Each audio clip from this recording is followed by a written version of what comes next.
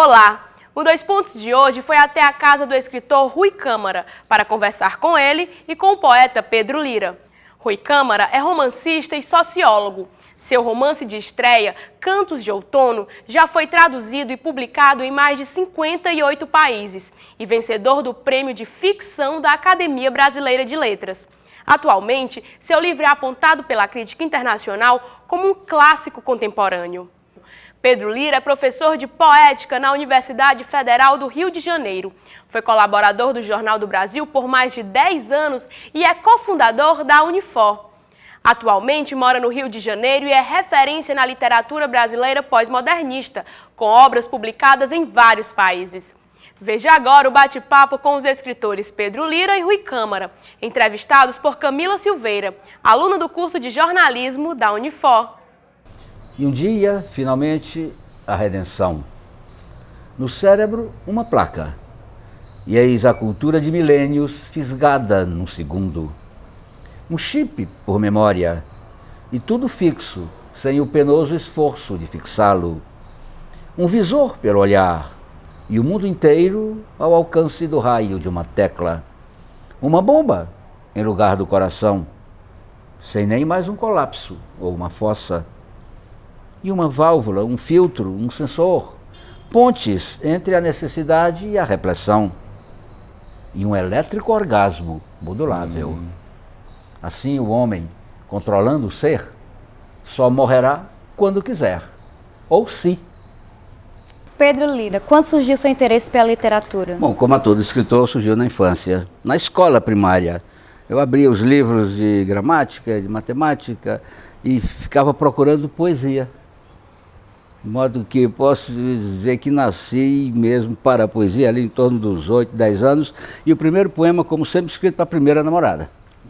Olha, o primeiro poeta que eu li, que me pegou mesmo, foi o senhor Luiz Vaz de Camões. Simplesmente o maior nome da nossa língua e, para mim, o maior poeta de todos os tempos, né? Comecei a ler e pronto, não parei mais de ler o Camões até hoje. Escrevi um livro sobre ele, um dos meus livros é sobre os Lusíadas. E pronto, daí nunca mais parei. Rui Câmara, o que levou o senhor a se dedicar à literatura? O que levou a me dedicar à literatura foi a minha inconformação, a minha vontade de me expressar. Imagino que tinha alguma coisa a dizer desde a minha juventude lá em Messejana. E eu me deparei com José de Alencar, aqueles romances. Eu me deparei com uma poesia estranhíssima que meu pai recitava, de Augusto dos Anjos, Cruz de Souza, e ali, com toda certeza, nasceu, vamos dizer assim, o meu interesse pela literatura. Pedro Lira, como aconteceu a oportunidade de ser cofundador da Unifor? Eu tinha terminado a graduação aqui na UFC e apareceu um concurso na Universidade Federal da Paraíba. Eu trabalhava num banco na época, era um trabalho horrível. Aí fiz o concurso, ganhei lá. E passei 3 anos lá em João Pessoa, né, na Universidade Federal da Paraíba. Depois de 3 anos, lecionava também num colégio de freiras. E uma aluna, engravidei uma aluna. Muito bom. Fui expulso do colégio. Não podia mais continuar lá sem o segundo salário do colégio. Aí voltei para Fortaleza, voltei para a casa do pai. Aí eu soube que a universidade estava nascendo e procurei o organizador. Um dos organizadores, né, era o professor Carlos Dalves, disse: eu estou voltando para o Ceará e me arranjo um lugar aí nessa universidade nova, rapaz. Tudo bem, você vai ser o coordenador da área de licenciatura. E comecei. Então, março de 1973, primeira aula, você não era nem nascida, né, Camila? Estava lá, plantando uma universidade particular. Pedro Lira, fala um pouco da sua formação acadêmica. Bom, eu terminei o 2º grau e simplesmente não sabia que faculdade fazer. Meu pai era promotor de justiça. E ó, faz direito, rapaz. Pelo menos vai trabalhar lá comigo no meu escritório. Eu fiz. Logo no primeiro ano eu me decepcionei com o curso. Eu vi que o direito era um pouco errado.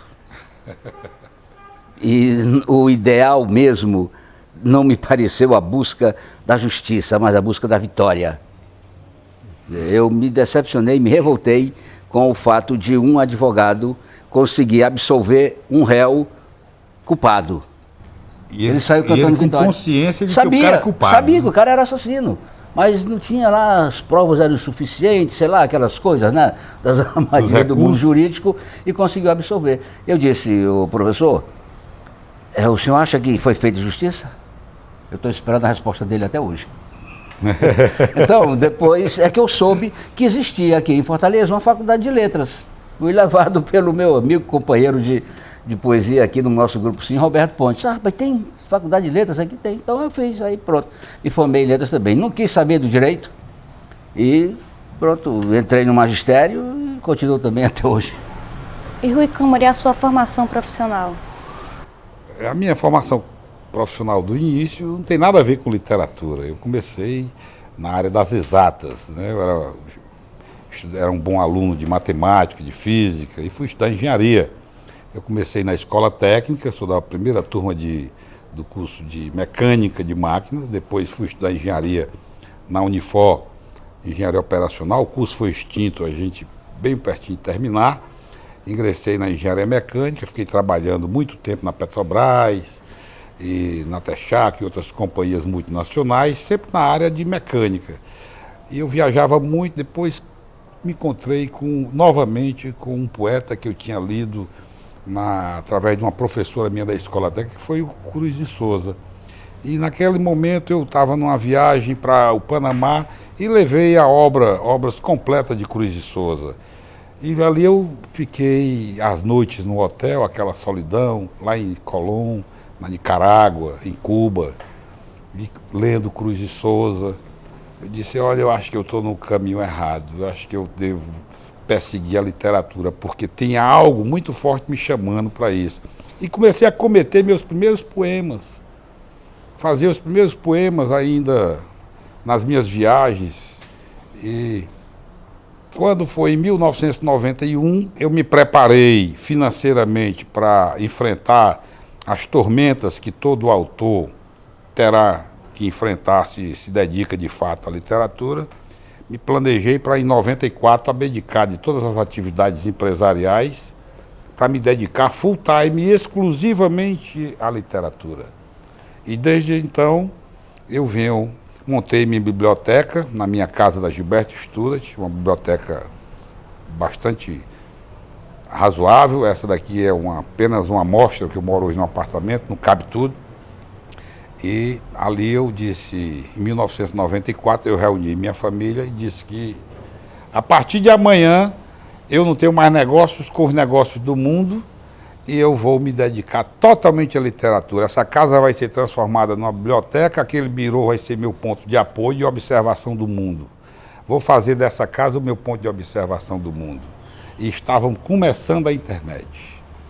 Provavelmente uma das primeiras internet do Ceará foi lá para casa. E assim eu comecei a escrever e pesquisar e continuo hoje na literatura. Eu sou, agora, posso dizer, muito bem sucedido nessa atividade. Você só pôde fazer essa opção profissional pela literatura porque o gênero que você pratica tem um mercado certo e amplo. É difícil na poesia, eu reconheço. A poesia não existe. É difícil demais. É a única produção cultural ainda amadora, é a poesia. É o único profissional amador, profissional da cultura amador é o poeta. Até porque os editores sacrificam muito os poetas na questão, eles inclusive desincentivam, né, a questão comercial da atividade, não é isso? Quem é que lê poesia no Brasil de hoje? Eu acho que todas as pessoas, todo mundo, quando você presta atenção, ó, o pilantra lá da Câmara Federal, ele está falando, ele termina com uma frase poética. Ah, mas isso aí Os grandes, os homens de negócio estão falando, aí termina com a citação poética. Então, todos eles usando a poesia para inspirar, para conquistar ou leitores, ou conquistar espaço midiático, ou mercado. Mas não reconhece a importância da poesia e do poeta como uma instância fundadora de tudo que a gente pode conceber hoje no mundo. O Gerardo Melo Mourão, poeta, diz muito claramente, quem foi que inventou o mundo, se não o poeta? Aí começa invocando Hesíodo, o que seria dos portugueses sem Camões? Clássicos anteriores, claro. Pois é. O que seria dos alemães sem o Hölderlin? Quem poderia imaginar uma situação do mundo em que você está distante da poesia? É impossível. A poesia está na nossa alma, está na vida humana. está na carne, está no espírito. Então, eu sou um romancista que escrevo sobre poetas. Me orgulho muito disso. É que os políticos só podem fazer essas citações de poetas devidamente orientados por um marqueteiro. Sim. Vocês que são da área de jornalista... Muitas vezes ele cita e não sabe nem quem é o próprio autor. Não sabe, às vezes, nem pronunciar os não dá nem o nomes, crédito. ou não tem a menor ideia do que está sendo dito. Agora, tudo bem, Rui, você tocou num ponto essencial. Os poetas continuam sendo os orgulhos maiores das nações.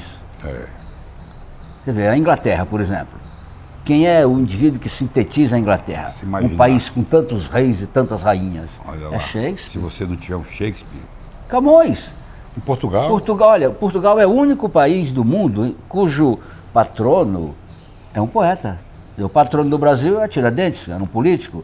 A patronesse da França é uma moça, a Joana d'Arc. O patrono de Portugal é um poeta. A Alemanha, tantos filósofos, tantos compositores, o maior orgulho da Alemanha é Goethe. Pois imagina a Alemanha ser um Goethe. A Itália com tantos imperadores. Ser um Dante. O maior orgulho da Itália é Dante. Dante, o fundador do nosso pensamento ocidental. Quem leu esses autores hoje, Rui? Sobretudo as nossas novas gerações, eles não têm nem convívio com o livro. A meninada de hoje não vai formar, você acabou de dizer que a sua biblioteca não cabe na sua casa. A minha também não, eu dividi a minha biblioteca entre o meu apartamento e o meu gabinete lá na Universidade de Campos. Eu duvido que os filhos, nossos filhos, os filhos de vocês, ou vocês mesmos, vão formar uma biblioteca de 5 mil, 10 mil volumes. Pedro, você chega na casa, por exemplo, de um magnata, em qualquer lugar do Brasil, é raro ele vai mostrar a coleção de vinhos, ele vai mostrar a coleção de bebidas e tal. Mas você pergunta, onde é que está a sua biblioteca? Onde é que você consegue conhecimento? Só pelo jornal? Rapaz, um cara disse que os arquitetos, quando vão bolar, fazer a planta da casa, não destinam um lugar para a biblioteca, não. Tem, é cozinha, banheiro, quarto, varanda. Aí, o bar, a televisão, o dono da casa que tem que cadê o local da biblioteca? Então você visita a casa de um homem que não tem uma biblioteca, é um miserável. Dá pena você ver. Você vai na casa de uma pessoa que não tem livros, como é que essa pessoa se atualiza? Como é que essa pessoa se atualiza lendo a antiguidade? Porque o real é a reprodução do que nós estamos construindo ao longo da história, da histórica trajetória humana. É verdade. Então é impossível você... Eu não perdoo entrar na casa de uma pessoa e olhar assim, o cara não tem um livro guardado, ele não tem um local para reflexão. E ainda diz, eu não tenho tempo para ler. Não tenho tempo para ler. Não é interessante? Ele tem tempo para tudo. E hoje em dia tem até os e-books, e tem livros digitais. Eu tenho a honra de nunca ter lido um livro. E gente muito próxima do poder, né? Pedro Lira, na opinião do senhor, o que se deve ao desinteresse dos jovens pela literatura? Nós vivemos uma época dominada pelo hedonismo, pela diversão gratuita, pelo prazer fácil em cada acontecimento social. A literatura exige um comprometimento intelectual que a maior parte da juventude ou da população do planeta não tem condição ou não tem interesse de executar. Você vê, os sentidos são iguais em todas as pessoas. Se passa ali um gato ali, todo mundo vê um gato, ninguém vai ver um cavalo, não. Se eu pronuncio aqui a palavra cidade, todo mundo ouve a palavra cidade, não a palavra estrela. Mas se eu leio um soneto, todo mundo vai entender de uma maneira diferente, porque os intelectos variam muito. E, infelizmente, a maior parte da humanidade não é muito bem intelectualmente dotada. Então não tem como despertar interesse pela literatura numa pessoa intelectualmente desclassificada pela própria genética. Enquanto isso, ele tem à sua disposição uma série de atividades prazerosas, que não exigem trabalho intelectual nenhum, gratuitas. O entretenimento vulgar. O entretenimento vulgar, a diversão mais rasteira, com essa submúsica que anda por aí hoje nos cinemas e na TV. A própria subliteratura de ajuda que tem contribuído. Essa coisa aí a literatura de ajuda, que não é literatura, é só de ajuda mesmo. Pois bem, isso é a coisa, é muito simplória. A busca do sucesso muito fácil, do êxito, rápido, com a custo moral zero. E bem remunerado, né? Quer dizer, essa sub-arte que rola por aí, a arte de novelas, de filmes, de música popular, isso tudo é muito rasteiro. Pedro, você topa começar um movimento de novo de contracultura? Será que é possível a gente pensar num movimento de contracultura? Olha, só se através de um instrumento tão poderoso quanto é a televisão. A televisão é pesada. Mas nós temos o acesso às Hoje mídias, né? a internet está se consolidando como pode criar um movimento já, da é televisão. possível criar um movimento já para a gente enfrentar essa questão com coragem. Eu acho que, juntando aqui, eu e o Pedro, mais uns 4, que não depende de muita coisa para a gente se posicionar, né, Pedro? Tem uma certa independência para se posicionar, e contando com a colaboração de algumas pessoas que estão na mídia, a gente pode criar aqui no Ceará um movimento bem interessante, ao estilo do que foi criado quando você era do Grupo Sim, naquela época. Então a gente pode rever isso. Vamos rever essa história? É preciso. Bom, a gente vem protestando, né? Agora você vê, quando eu falei que você pode se profissionalizar, porque o seu gênero é profissionalizável, mas quem vive, os meus 2 gêneros, a poesia e a crítica. Quem lê poesia? Eu perguntei, né? Imagina a crítica. Vamos chegar lá. Então, só os profissionais da área, que os próprios poetas, os professores, os jornalistas, né, que trabalham no setor cultural, e a crítica, só o estudante, quando prova o trabalho, uma tese sobre determinado autor. Exatamente. Né? Então, fica a coisa muito ingrata. Pô. Da janela do quarto, num gesto dubitante, sondei o firmamento.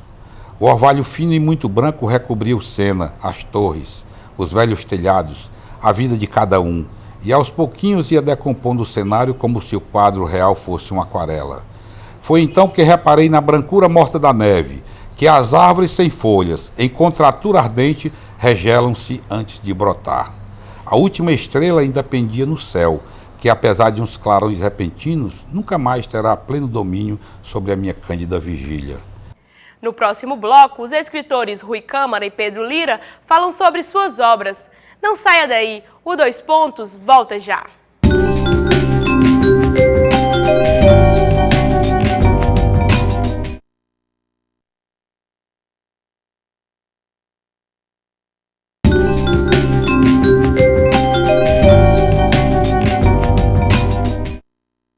O 2 Pontos está de volta e neste segundo e último bloco, os escritores Rui Câmara e Pedro Lira nos falam um pouco sobre suas obras e da experiência de terem livros publicados em outros países. O que é que nos arrasta pela terra? A fé? Responde em coro a religião, apontando a um espaço transcendente. Mas a filosofia é a razão, erguendo a nossa marca essencial. É o interesse, brada a economia, mostrando as mais singelas atitudes. Mas a psicologia é o desejo, expondo as privações em cada olhar. Fundindo os 4 mitos, talvez temos a síntese da humana condição.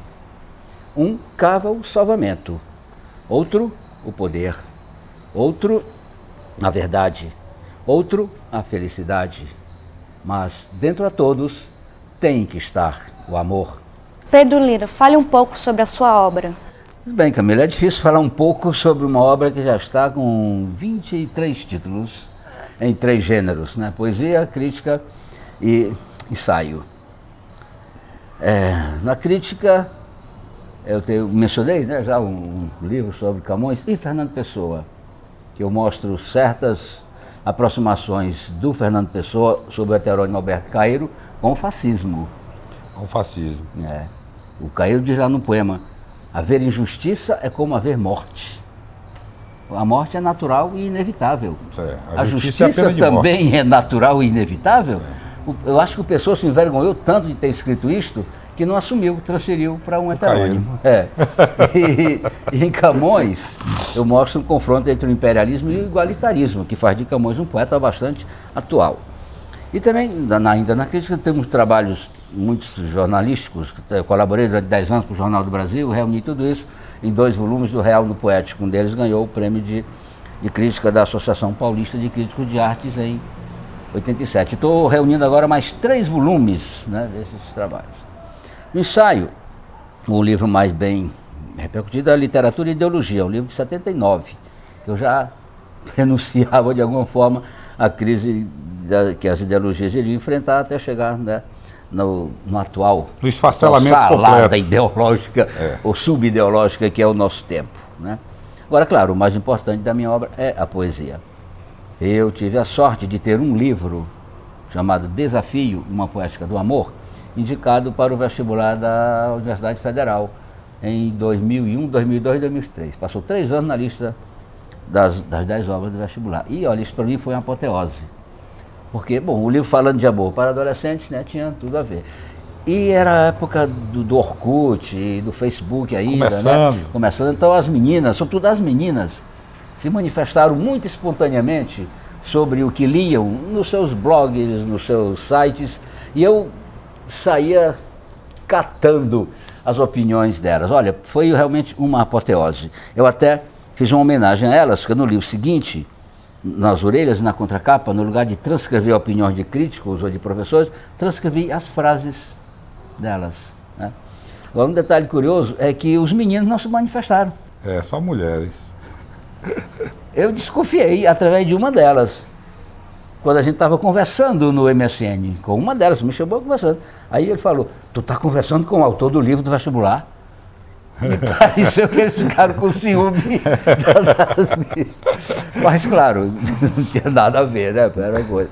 Então, Camila, esse livro, o desafio foi mais lido, e agora eu estou lançando um novo, que vim aqui justamente para isso, que é uma seleção de 30 sonetos que eu chamo de conceptuais.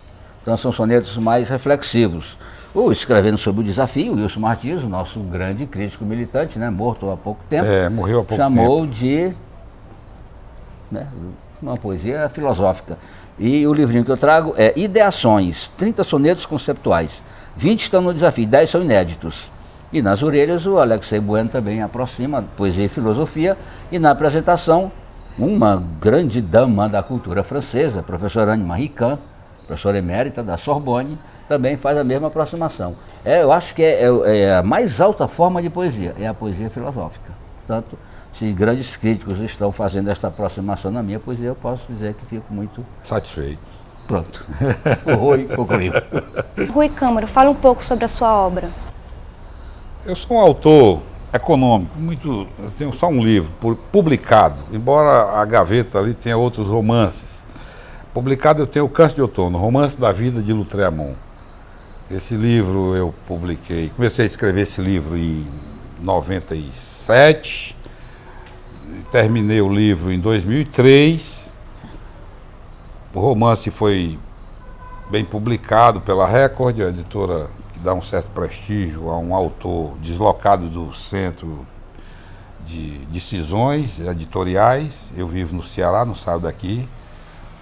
E o livro teve a sorte de ganhar um dos prêmios da literatura brasileira mais importante, que foi o prêmio da Academia Brasileira de Letras, foi finalista do prêmio Jabuti, ganhou o prêmio de melhor romance traduzido lá em Budapeste, na Romênia, eleito pela Associação dos Escritores de Bucareste. Então é um livro que tem assim um percurso iluminado. Eu tive a sorte de ser publicado por grandes editoras comerciais em várias línguas, e o livro, depois de alguns anos, ele conseguiu, com as próprias pernas, seguir o seu caminho natural de encontro aos seus leitores em várias línguas. E hoje é um livro que me dá muito orgulho de dizer, sem sair daqui da minha cidade, Fortaleza, já está publicado e é disponível à venda em 58 países do mundo. Nos Estados Unidos, no ano passado, o livro atingiu a marca de 385 mil livros vendidos, sem eu ter ido aos Estados Unidos uma única vez. O livro... E agora eu estou trabalhando o meu segundo projeto, eu digo agora, mas já tem 7 anos que eu estou trabalhando esse segundo projeto, que é o Alfarrabista. Eu entrego o primeiro tomo neste ano, a editora Record, aos meus tradutores. Esse romance Câncer de Outono teve a sorte de ser traduzido, por exemplo, na língua espanhola, pelo mais importante tradutor de língua de Cervantes para a língua de Camões, que foi o Dom Basílio Losada, tradutor de toda a obra do Saramago, tradutor de toda a obra do Essa.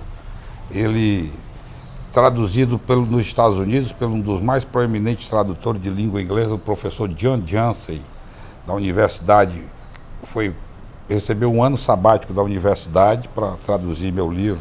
Eu me orgulho muito disso. Na Romênia também foi traduzido pela Iulia Baran, para o francês ele foi traduzido pela Marie Parete-Passot, da Universidade de Sorbonne. Quer dizer, então o livro teve assim uma crítica muito generosa. Eu tive a sorte de ter sido premiado e ter sido eleito autor com alguma importância. E hoje o percurso comercial do livro me credencia a acreditar que o meu próximo romance também já vai nascer com os caminhos já bem mais fáceis de percorrer do que o primeiro. Merecidamente. Muito obrigado, Pedro. Eu trabalhei muito por isso, então é um empenho também muito... Eu trabalhei bastante para que isso acontecesse. Não é por acaso que as coisas acontecem, você tem que ajudar. E eu estou me empenhando o máximo que eu posso para concluir essa trilogia, O Alfarrabista. Eu acredito que terá também algum sucesso esse livro. Qual o tema principal do livro Cantos de Outono? Eu trato de poetas. Eu sou um romancista que sou apaixonado pela poesia. A poesia está sempre falando dentro do meu romance. Se você pega um capítulo do livro, você vai ler, você vai ver lá a poesia em prosa está toda dentro do romance, porque eu tematizo o Conde de Lautréamont. O Conde de Lautréamont é o precursor do surrealismo em todas as suas artes e formas de expressões. O Lautréamont é uma figura universal pela aquela ruptura que ele causou, o impacto que ele promoveu na poesia no século XVIII, no século XIX. Então eu cuido da mais provável, o que poderá ter sido mais provável na vida dele. É um romance biográfico com fundamento histórico de uma pesquisa que eu fiz de 4 anos. Eu procuro ali desvelar aquelas partes da vida de um jovem que morreu aos 24 anos, num período de uma guerra cruenta na França, onde a expressão foi a lona, onde ele ficou inutilizado completamente por não podendo mais se expressar poeticamente, rejeitado pelos editores, rejeitado pela crítica, mais ou menos o que os poetas hoje no Brasil, na América Latina e no mundo se sentem, eles produzindo como se a impressão é que parece que o mundo não presta atenção nos poetas. E eu cuido exatamente disso quando eu reproduzi nos Cantos de Outono a biografia ficcional do Conde de Lautréamont, o precursor do surrealismo e fundador de um pensamento de rebelião e de confronto com todas as artes. Vê aí a comprovação do que ele está dizendo. O livro dele é mais lido do que o próprio Lautréamont. Pois é. O Lautréamont lá na Espanha, por exemplo, eu tive na Espanha, aquela edição espanhola, Os Cantos de Maldoror, na Espanha, que foi publicado recentemente pela minha editora, do grupo, um grupo editorial importante da Espanha, Belacqua. Eu tive que apresentar o prólogo do Lautréamont. Eu escrevi o prólogo do Lautréamont apresentando um autor universal. Não, você ressuscitou o cara. Ressuscitei. Ele estava morto. Já tinha morrido há 145 anos de fato, né? Estava morto biologicamente e poeticamente. Poeticamente. Você deu vida a ele. Exatamente. Aliás, todo grande poeta precisa de um grande crítico, assim como todo grande crítico precisa de um grande poeta. O Lautréamont teve a sorte, quando ele disse o Lautréamont teve a sorte de encontrar o Rui. Quando ele disse, senão mais estaria tarde, ignorado até hoje. Os romancistas de amanhã, quem sabe mais tarde, os romancistas de amanhã haverão de encontrar algum valor neste rosto fuliginoso. É o que ele diz. E aí deu a sorte, o Rui Câmara veio lá de Messejana e escreve a biografia do Conde de Lautréamont. Essa é uma das grandes vantagens, superioridades da literatura sobre a cultura de massa. A cultura de massa é produzida para o momento. Se não acontecer no momento, fracassa e não tem como ressuscitar. Não tem duração. A literatura, um escritor qualquer, um poeta, um romancista, pode passar 200 anos no ostracismo. 300 anos depois surge um crítico, um historiador, um romancista, um biógrafo e ressuscita, como você acabou de fazer. Exatamente. Essa esperança nossa o poeta não precisa estar na moda, não precisa estar na ordem do dia, não precisa ser best-seller. Ele só precisa de uma coisa, de ser lido. Não interessa quando. E nós temos mesmo, de fato, essa vocação póstuma. Né? Escrevemos até para a posteridade. Agora, te digo mais uma coisa. A humanidade hoje parece tão infeliz porque a poesia foi praticamente expulsa do cotidiano das pessoas. Por exemplo, não há. Eu disse uma frase aqui numa conferência em Fortaleza.